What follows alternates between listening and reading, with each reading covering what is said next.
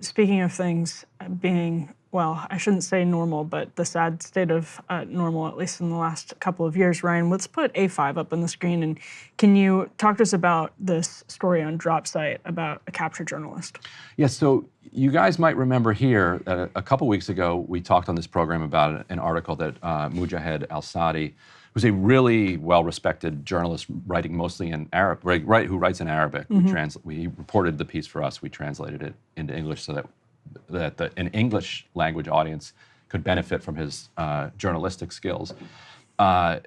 You may remember that he was one of the handful of journalists who was chased by that bulldozer and fired at in Jenin while they were doing their reporting. You can actually put up the next element. This is his piece that he wrote for us.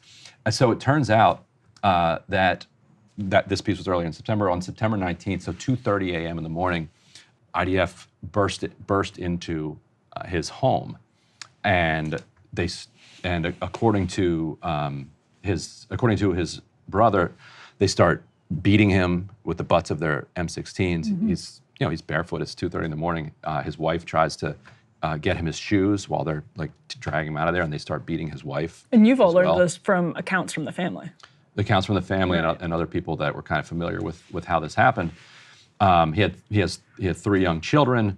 So then we learned that they moved him to Jalama prison, where they interrogated him before transferring him to Megiddo, which is an utterly, people can Google it, Megiddo, utterly notorious prison. At least 4 people held there have died since October 7th. It's known for torture and absolutely kind of grotesque and barbaric conditions.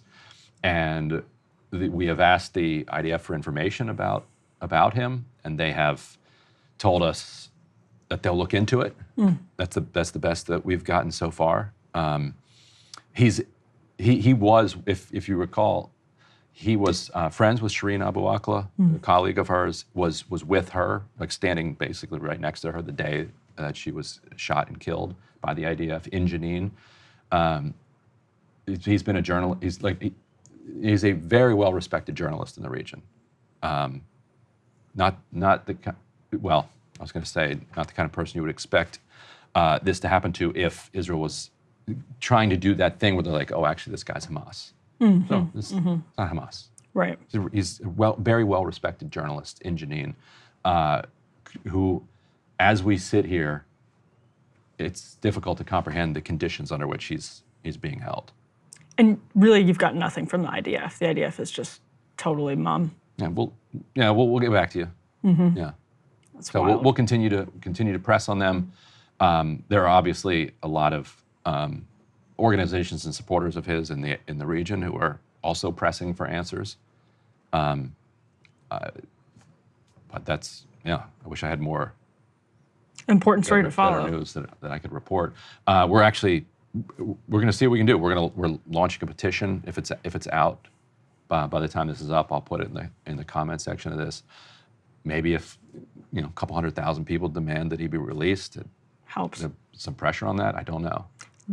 Well, yeah. I mean, it's an important story to follow, especially given how Israel sort of clings to the only democracy in the Middle East. Yeah, come on. And this comes after and right around the same time that they shut down Al Jazeera's Ramallah office, which Ramallah is it's like the headquarters of the Palestinian Authority, which is a subcontractor, effectively, of the IDF, of Israel. Hey, if you liked that video, don't forget to hit the like button and subscribe to Breaking Points. If you want to see the rest of Counterpoints, go to breakingpoints.com to become a premium member and get the full uncut show every morning in your inbox and on Spotify.